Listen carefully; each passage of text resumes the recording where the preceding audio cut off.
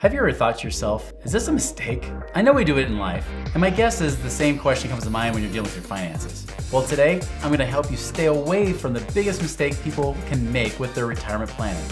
So let's dive into it before it's too late, right? Okay, number one, and I know this sounds obvious, but not planning at all. Sometimes we get caught up in the day-to-day life. Sometimes money can be a really sensitive topic and you might just push it aside. Maybe it's just one of those things like, well, it's not really dealing with me right now, my life right now, it's later. Let me just deal with surviving now. And it's so true. I mean, think about it. In your 20s, you're trying to go through college, you're trying to get that first job, you're just trying to get yourself established first. You're not worrying about retirement so much. Then you get to your 30s and all of a sudden kids start entering the picture and you say, oof, okay, we gotta start planning for a family. So I'm planning for that. Then you get to your 40s and then next thing you know, and even into your 50s, you're starting to plan for college for your kids.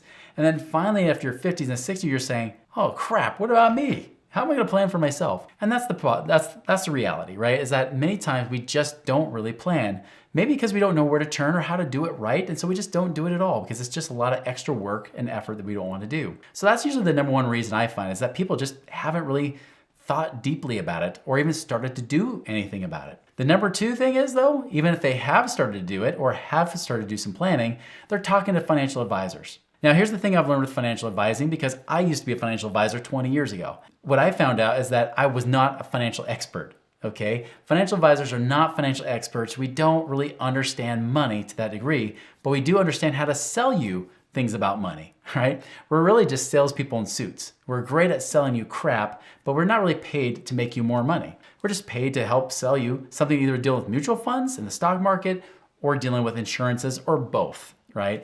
But many times you talk to financial advisors, they're giving really bad advice, especially if you want to create real wealth, because that's something that they haven't done themselves. Most of the financial advisors you see, if they have a lot of money and appear to be wealthy, it's not because of their financial planning. It's because of their financial planning business. It's because they have a business that pays them good money, especially if they're selling you mutual fund type of investments.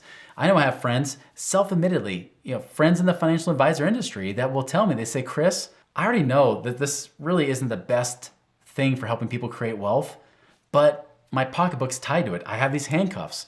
I'm gonna lose $500,000, maybe millions of dollars a year if I stop this business. So many times they know the investments aren't really doing you a lot of good, but they keep doing it because it's paying them and it's providing for their family a very good living. They make money from the business of financial advising, but they don't make money from the actual financial investments that they've been recommending to you. Now that leads to number three here, okay? The number three reason is people believe in myths about the stock market. We've been taught that the stock market has returned 10 to 12% since like 2000 BC, right? I even had a guy on Instagram telling me, he's like, the last 120 years, that's the safest, most diverse place you could ever put your money. First off, let's address that. Is it the safest? No, it's definitely not the safest. There are so many safer places you can put your money. Heck, even putting money in real estate, putting your money in a savings account, putting your money in life insurance, anything almost could be safer than the stock market, okay? So is it safe? Not at all. Is it diversified? No, it's not diversified either because stocks are all in paper assets. It's in one category of assets. It's paper assets and it's in the stock market, it's in equities, right? So yeah, you might have different stocks, but generally speaking, when the market goes down, a lot of the market all goes down with it. So you go down with it. If it goes up, you go up too, right? But it's going up and down based on that. So it's not the safest place to be, nor is it very diversified because you could still lose your money.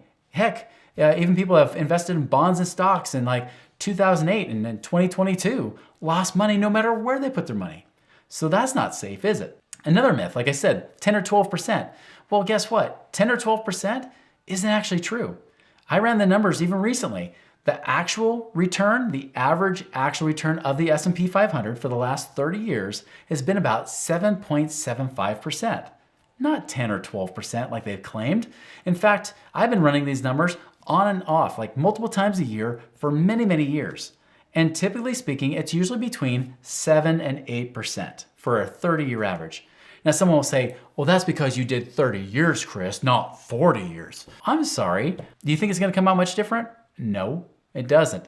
Okay, 30 years is pretty dang long. Now, if you were to say, well, you only looked at the last 10 years, Chris, You're right. And most of the financial advisors and people talking about the stock market lately have looked at the last 10 years, which have been way higher than the average. In fact, from 2009, when the market bottomed in March 2009, all the way through 2021, you would have seen that average being about 14% per year. That's way out of whack, way above and beyond. So is it no wonder why you're seeing the market correct itself again? It does that every time. 7.75% is the real return. And just so you know, here's another myth about the stock market, is that you're not earning stock market returns. Even if you put in the S&P 500 index, you still have a little bit of commissions or fees that come out.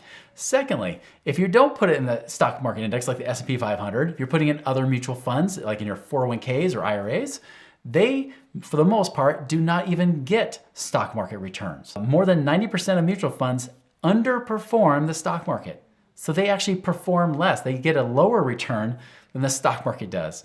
So that means, guys, that you're probably lucky to come out with, after you pay fees and everything else, 6-7% a year. That's nothing to write home about, nothing to brag about for sure. In fact, if you try to write home about it, you probably have to email because the stamp costs you too much if you invest all your money in the stock market, okay?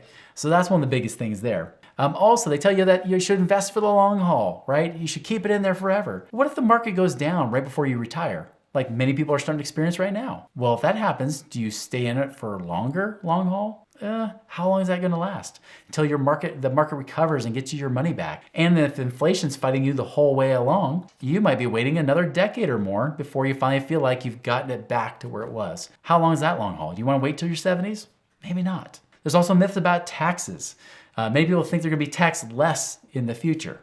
I remember my very first W-2 job, I was working for a corporation, and the HR representative sits down with us, the benefits specialist, because they're all financial experts, right? She sits down, she's like, so here's the 401k, it's amazing. I'm putting money in the 401k too.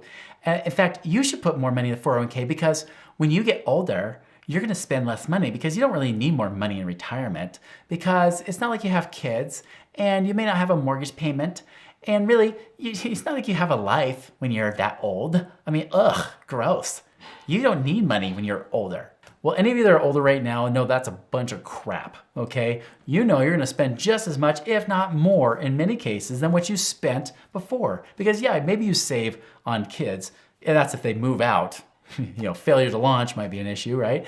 If they don't move out, then you might be dealing with things like increasing healthcare costs. You might be dealing with other stuff that way. You might just be dealing with inflation in general. Heck, even if taxes stay the same, for the mere fact that we have inflation, you have to live off more and more money every year. That would automatically make you spend more, pull more out of your retirement accounts, increasing your income. And what does that do? Puts you in a higher tax bracket. So when people tell you, put your money in that 401k, that IRA, and delay taxes to the future, you don't get a tax write-off, you just push it off to later, you're delaying it, just like not planning at all. Guess what? You just put yourself in the biggest tax bracket you possibly could be in, because now you lost your write-offs with your kids, and you lost your write-offs with your mortgage payment. What do you have to write off now? Nothing. Here's the number one thing, of course. The fifth and final thing is that people don't plan for passive income. This is the biggest problem because you're taught to accumulate and store up your money like a little squirrel desperate to save their nuts. Oh, little fact, did you know that squirrels lose 3/4 of their nuts storing them up? Interesting. It's kind of like people in retirement when they save in their mutual funds. You might lose 75% of it too, right? So people don't plan for passive income, they plan for storing money, they accumulate money. We don't want accumulation, we want acceleration. We want to be able to take that money and get it to work for you. I'll give you an example. I had a 52-year-old man, did an amazing job saving. He saved $3 million in retirement accounts. By the way, what helped him do that? He was saving at least $200,000 to $300,000 a year into his mutual funds. Now, he had $3 million. He said to his financial advisor, he said, I want to have $500,000 a year of income coming off from this. Well, the financial advisor did his little numbers, his little calculating, right? Did the numbers, came up with it, and he said, well, good, you're on a good track so far, Mr. Client. In fact, if in 13 years, by the time you're 65 years old, you should just about have enough money to do that. If you keep saving $200,000 or $300,000 a year. Think about this. He's got to keep saving like $200,000, $300,000 a year to hopefully have $500,000 a year in retirement. I told him, I said, listen, we have planned for passive income where we have investments that are real assets like real estate that pay usually at least 10% return a year. If you have that $3 million, guess what? You're already at age 52, not 65, 52, making $3 million a year. And if you decide to keep saving and putting away the money like you've been doing and add that $300,000 a year to it, now he's saving over $500,000 a year.